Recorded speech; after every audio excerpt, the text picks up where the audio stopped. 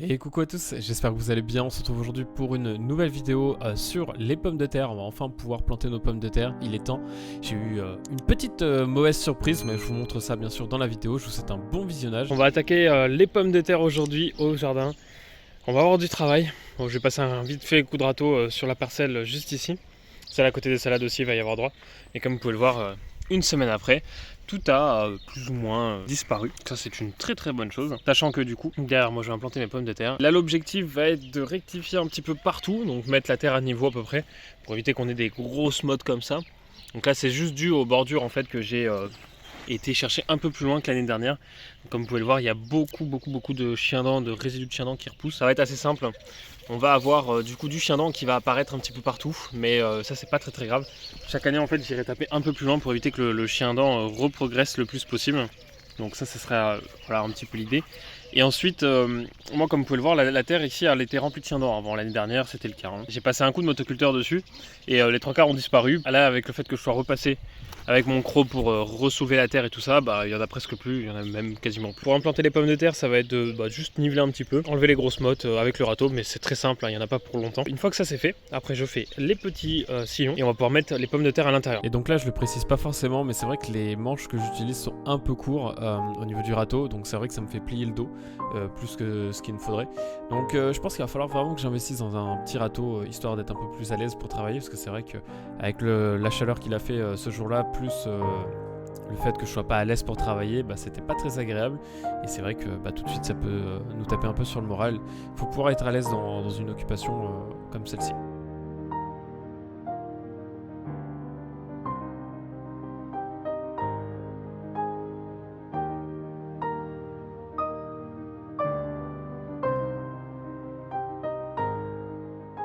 On voit très bien le avant-après. Comme vous pouvez le voir, j'ai fait un petit tas là-bas, c'est juste de l'herbe.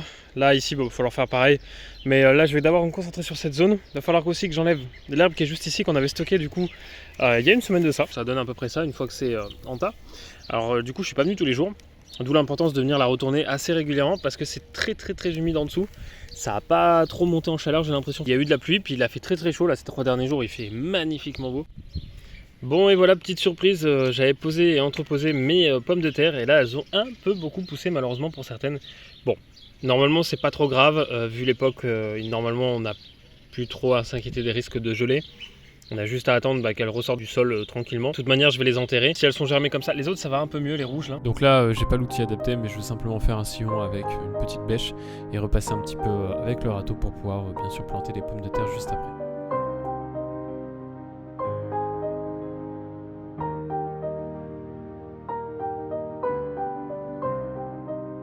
Voilà, là on se retrouve avec la tranchée, donc qui est creusée jusqu'au bout.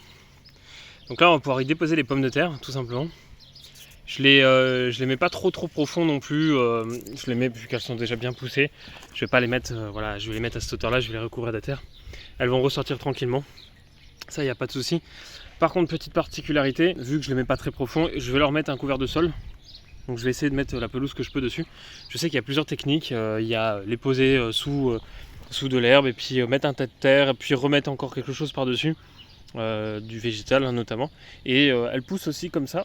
Personnellement j'ai jamais tenté, je le fais à l'ancienne, un bon vieux sillon dans de la terre et puis je vais recouvrir ça. L'année dernière c'est l'erreur que j'ai fait, j'ai pas recouvert. Alors ça n'a pas été fondamentalement grave, mais par contre au niveau de l'eau ça n'a pas suivi. Donc là c'était un problème parce qu'elles n'ont pas été au bout de la maturité. Là je les plante, on est le 19 avril, ça y est, je les plante, c'est mi-avril à peu près. Moi je pense que là les risques de gelée normalement sont assez écartés, il fait beau, il fait chaud depuis 3-4 jours. Il y a peu de chances pour que ça gèle, après de toute manière tant qu'elles ne sont pas sorties, ça risque pas grand chose. Donc on va essayer de les planter quand même de façon optimale. Hop, on va récupérer du coup les pommes de terre. Et je vais commencer à les implanter. Hop. Donc on va commencer par les binches que je n'ai jamais planté. Je ne sais pas si chez moi ça va bien se passer. C'est une variété de pommes de terre dans les coins un peu humides, ça a tendance à avoir la maladie, donc c'est vrai que c'est peut-être pas la meilleure des idées que j'ai eues. Donc normalement elles sont pas autant poussées, je vais vraiment faire attention quand je vais les recouvrir de terre à ne pas les casser, parce que là ça pourrait être un peu embêtant. Donc par contre on va pas hésiter à les creuser, à aller chercher un peu la terre. Hop, parce que là ici sur le côté c'était moins ouf. Et moi je vais les espacer de toute manière de moins que ce qu'il est recommandé, puisque j'ai une bonne terre. Je vais les laisser se passer à peu près de 20 à 30 cm, voire ouais, plutôt ça à peu près. Donc là j'ai à peu près 40 cm entre les deux, ce qui est suffisant je pense selon moi, même un peu trop. L'année dernière je les avais plantés un peu plus près, puis ça allait très bien donc. Bon, c'est pas facile mais j'avance tranquillement. Donc j'ai déjà fait tout ce rang là en pommes de terre, donc j'ai commencé à mettre un petit peu de tonte sèche par dessus. Là je vais faire mes 2 autres rangs, donc là pareil c'est de la binge que je plante sur les 3 rangs, donc c'est vrai que c'est un peu, on pourrait vous croire que c'est un peu serré, mais les pommes de terre étant donné qu'on n'a pas trop besoin d'aller farfouiller entre les deux, normalement c'est pas trop grave, c'est dans un endroit bien aéré, donc les risques de maladie en général, voilà, on les élimine assez rapidement comme ça. Maintenant s'il pleut toute l'année, effectivement là ce sera plus compliqué, mais je pense que même serré de toute manière ça n'y changera rien. Donc là je vais planter les dernières pommes de terre juste ici. Et puis après je vais recouvrir ça de paillage. Alors mon paillage est un peu humide, c'est pas le tip top, il vaudrait mieux qu'il soit sec, même si je suis pas sûr que ça gêne en quoi que ce soit la pousse des pommes de terre. J'en mets pas trop épais, donc ça a eu le temps de sécher quand même. Puis là avec le soleil qu'il va faire aujourd'hui, le temps qu'il va faire demain, normalement tout sera sec d'ici là. Donc j'ai pas trop à m'inquiéter, ça va pas monter en température, c'est pas assez épais pour ça.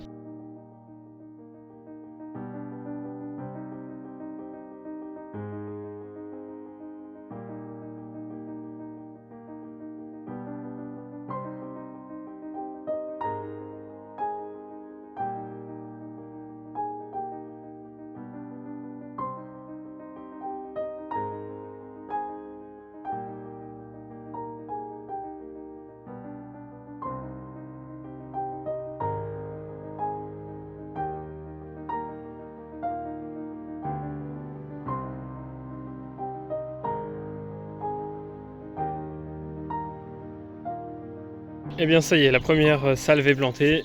Je sais pas exactement combien j'en ai planté, j'ai pas compté j'avoue. Mais je sais qu'il m'en reste encore pas mal. Donc là tout est planté ici. Donc on va pouvoir recouvrir ça de tonte bien sûr, ou de paillage hein, comme vous le souhaitez. J'espère juste que mes germes n'étaient pas trop avancés. Du coup il me reste tout ça pour le moment à planter. Donc je pense qu'il me reste de quoi faire 1 ou 2 rangs encore avec celle-ci. Et là peut-être 1 ou 2 ou 3 rangs, on va voir ce que ça donne. Donc ouais, je vais avoir 3 rangs déjà de plantés. Et je pense que je vais en replanter encore 2 avec celle-ci, donc avec les binges. Il va falloir qu'on plante aussi celle-ci. J'ai pas mal de pommes de terre à planter et j'ai quelques tests aussi que je vais faire, donc on verra ce que ça donne. J'avais envie de faire une petite expérience et là du coup on se retrouve avec des pommes de terre qu'on a achetées dans le commerce. Des pommes de terre qui ont germé dans ma boîte là où je stocke mes pommes de terre. Et donc je me suis dit plutôt que enlever tous les germes et les manger finalement, qu'elles sont toutes fripées, bon, c'est vrai qu'elles ont le même goût au final, hein, donc dans une purée ou dans une soupe ça on voit pas trop la différence. Et ben, je me suis dit pourquoi pas les planter. Alors je sais qu'en général les grosses pommes de terre ne sont pas les meilleures pour faire de gros calibres après. Mais vous savez quoi, j'ai jamais testé ça et j'ai envie de tester par moi-même. J'ai envie de faire des erreurs, j'ai envie de voir si je peux réussir. Là, à la suite du coup de toutes mes binges que j'ai plantées, là j'ai refait un rang plus un rang à moitié, bah, je vais planter celle-ci, du coup tout simplement, dans le rang juste là.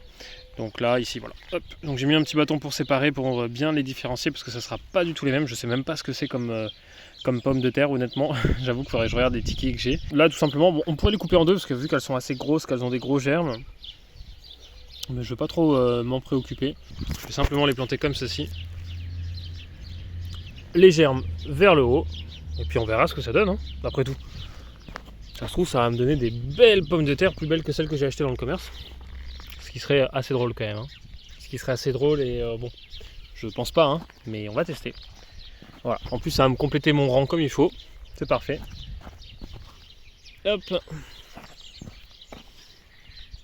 Et voilà, les pommes de terre c'est terminé. Maintenant il n'y a plus qu'à attendre. Je les ai bien plantées.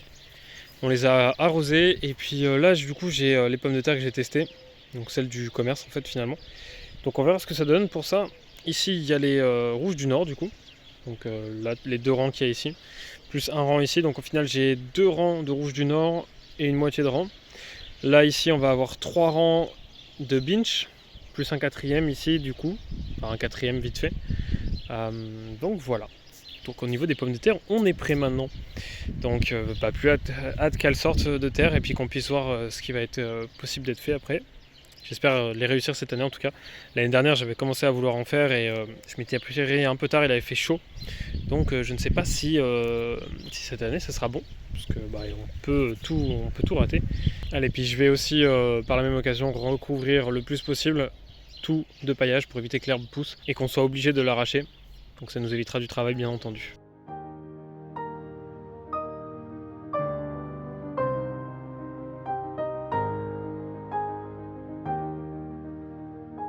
Et pour finir, sur cette vidéo, on va prendre des nouvelles des petites pommes de terre qui ont poussé bien avant tout le monde. Et bah écoutez, elles sont un peu mangées par les escargots, mais ma foi, elles sont plutôt belles.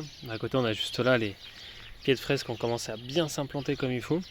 Donc avec les framboisiers qui sont pareil, hein. Bah, comme je le craignais, ils ont pris un peu le soleil. Elles ont un peu cramé. Mais bon, ça c'est normal, hein. Quand ça pousse trop de rue, il faut bien sûr le temps que ça se réacclimate. Par contre, on a des belles pousses qui sont magnifiques. On en a partout qui repoussent, là, ça fait plaisir. Et si vous êtes encore là, n'hésitez pas à lâcher un petit pouce bleu, à vous abonner ou même à partager la vidéo, c'est super important. Et à la commenter si cela vous a plu. Je vous dis à dimanche prochain pour une nouvelle vidéo, 18 h.